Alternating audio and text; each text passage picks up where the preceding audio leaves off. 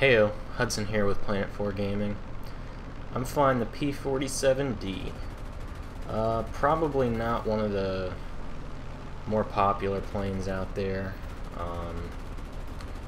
At least that's what I think from my observations. I think at Tier 3 US, the Corsair and King Cobra are far more popular.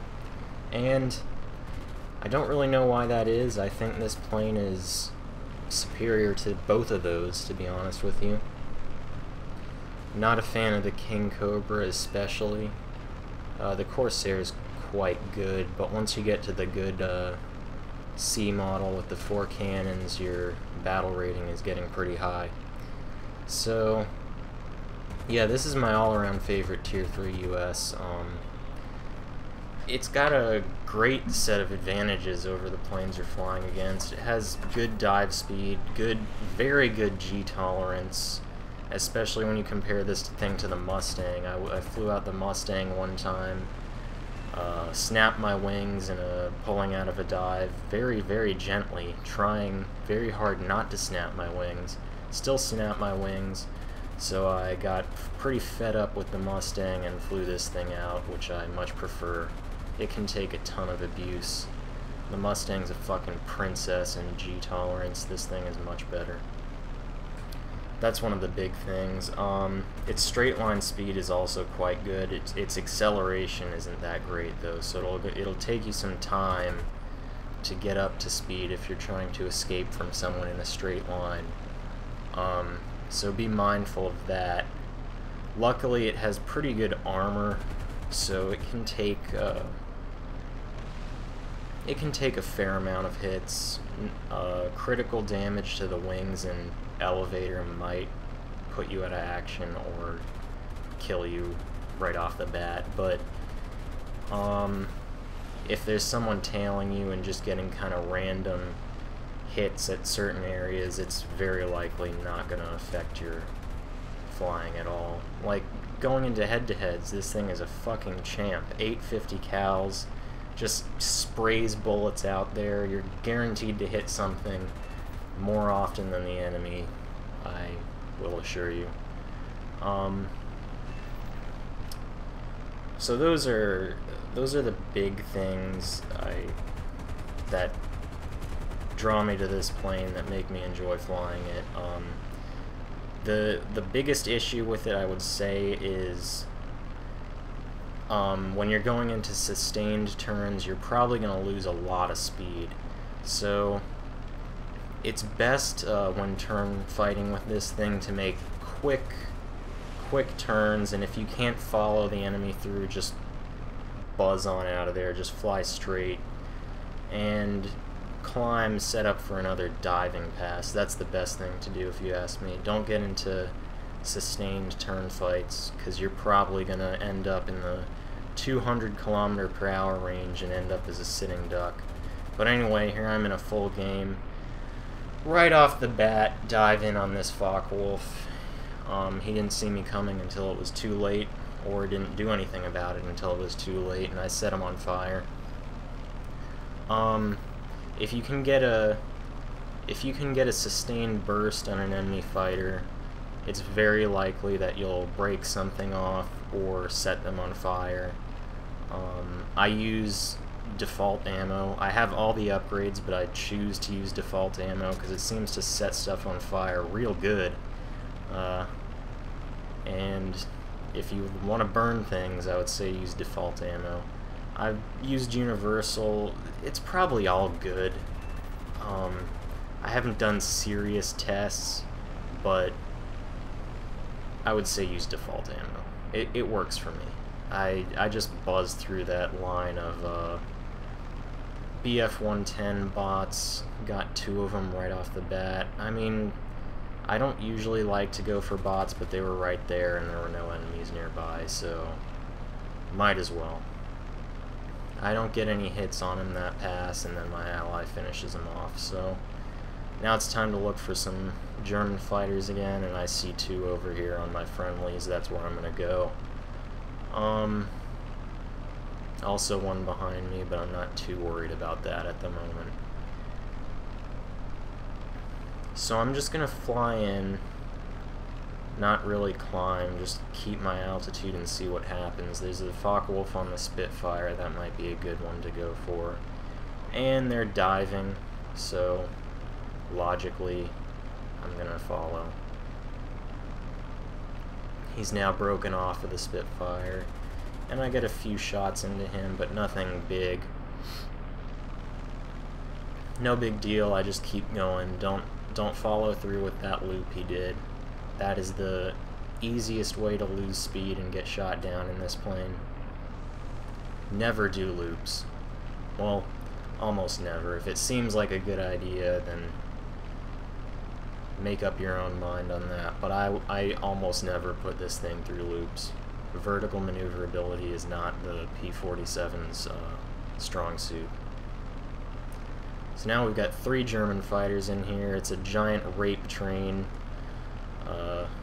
Focke-Wulf, Spitfire, Focke-Wulf, Spitfire 109, whatever is going on down there. And now another one of my guys has joined in. It's just a giant clusterfuck down there, and I'm gonna dive in, see if I can hit something. This Focke-Wulf came out of nowhere. I'm just gonna follow him. And get a few shots in. Nothing serious again, but I just continue, climb, and then set myself up for another run. That's how you fly this thing. It has the ability to turn fight, not super well, probably better than a lot of German fighters, to be honest, but you want to keep your speed up, and that's why I don't get myself caught in dogfights at low altitude. So I get hits on both of these Focke-Wulfs. I'm just slowly wearing them down, essentially. I haven't taken any damage, but I've put shots into them. So that's not going to be good for them in the long run. I'm managing to outrun them, it looks like, yeah. Not blazing fast, but just fast enough to stay out of their way. And I can call in friends. This Tempest is coming in to help me out, so it's all good. Good move by the Tempest, getting on that guy, getting him off my tail, and now I have enough time to turn around and go after him.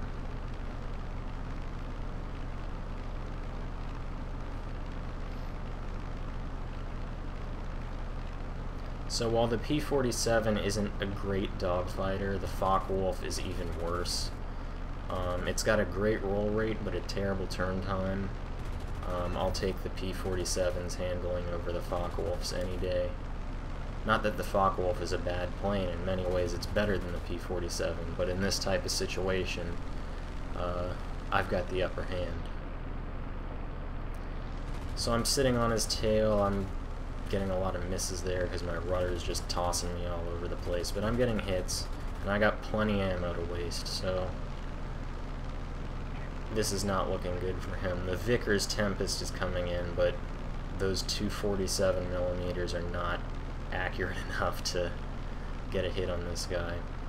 And I've heard sometimes they just pass right through without doing any significant damage, so not the best anti-fighter plane, I would say. And I've set him on fire, it goes out instantly, and give him another burst, he goes into that tree. So there's 2 Focke-Wulfs down, 2 bots, and I'm having a good game already. This is great for me, but they've still got fighters left, and we need to take those out. So right now I think I'm going to go land, because I don't know where their fighters are, and I might as well get fresh ammo to make sure I don't run out of ammo fighting these guys. So yeah, go land. And here I'm going to load up some bombs, just go hit their bombing points since I don't know where their fighters are. And the P-47, that's another great thing about it is just about as good of an attacker as it is a fighter. It can carry 2 1,000-pound bombs and 1 500, which is better than just about any fighter plane in the game as far as I know. maybe you can correct me on that. I think a couple of the Focke-Wulf 190Ds can carry a good amount of bombs, but I don't think it's that much. And it can carry 10 rockets as well. And one of the P-47s carries bazookas too. I don't think that's this one, I think that's the other one.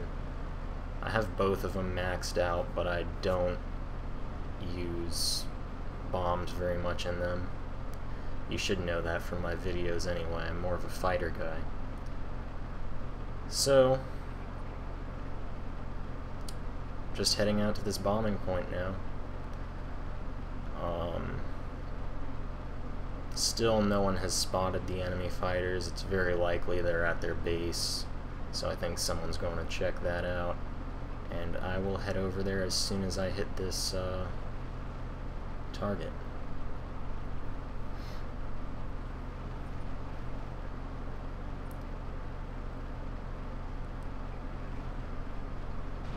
So one other thing you should know about the P-47 is if you're using WEP a lot, if you're going into a climb or something, it will overheat fairly quick. Luckily, if you just throttle back for a few seconds, it'll probably go right back down again. Probably due to the air-cooled engine, I have no idea, maybe. Not an expert on that. But yeah, it does overheat fast, but it cools down fast as well, so not too bad there, not as bad as the German planes. After bombing that objective, I just get the hell out of there, not going to stick around to strafe AAA or anything. And I believe my guys have found the enemy at their base, and I believe they're getting fucked as well. One of our P-47s just got shot down, I think. My Tempest buddy is coming in to help him out, but I think we arrived too late to save our friends. There's a 109G and a Focke-Wulf A.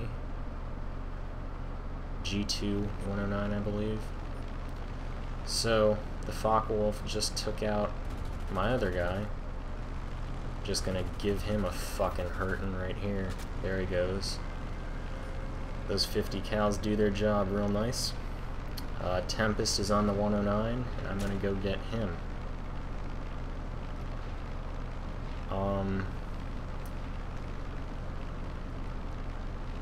He looks like he's coming at me. Probably going more towards the base AA though. I get a few shots in him, nothing too bad.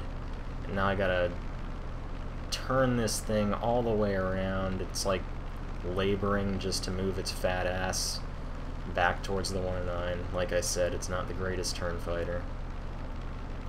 Now I gotta build up speed to catch up again. The 109's leading my guy through the AAA, but it's not gonna help him out. I'm right on him. Get some shots in. If I can just line up on his tail for a solid half second, he's history. And I go up into a slight climb, dive back down, just hold down the trigger, and there he goes, on fire. Like I said, use default ammo. They set shit on fire. I think a lot of people think because the new ammo belts are to unlock that they are automatically better than default, but I don't think that's the case all the time. I think default is better on the M2 Browning most of the time.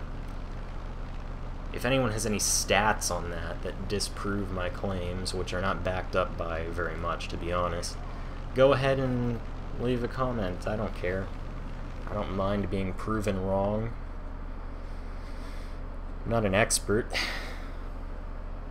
But that game should give you a fairly good idea of how to fly this plane. I got 4 kills, 4 real kills, 2 pussy kills, but who cares? They were right there. Might as well take them. And yeah, it just shows you how to fly the plane. Don't go into prolonged dogfights. You'll end up dead in the water, just putzing along at 250 kilometers per hour. That's not where you want to be in the P-47. The best thing you can do is just dive in and make diving passes. If that's not an option, just and you're at the same level as a guy, just don't follow into their turns. Just line up your shots, get off whatever you can, and just fly on out of there. Line up another one. And like I said, in head-to-heads, it's fairly good, but it does fight the Germans a lot. You should never go into head-to-heads with the Germans. Against the Japanese, it's fantastic. The Zeros have pretty much no chance. I've gotten 3 head-to-head kills in a row in this thing, and it just keeps going. So, I think that's about it. Yeah, that's it. Try out this plane if you haven't already. I know a lot of people don't enjoy it as much as the Corsair and the P-63, but I think it's far better. Let me know what you think of that. It's not a spectacular kind of, I don't know what to call it. It's not as sexy as the Mustang, you know, so people aren't drawn to it, I guess. It's not the Top Gun style hot rod plane. Kind of a fat ass. More famous as a bomber than a fighter plane, but it's good. I enjoy it. If I'm having a shitty couple games at Tier 4, I like to go back to this thing and remind myself that I don't hate War Thunder. So, leave a comment if there's any questions you have, or comments, because that's what a comment is. And that'll be it for now. Next week I'm flying a new plane from the 143 patch, so look forward to that. And that's it. Thanks for watching, and get the fuck out of here.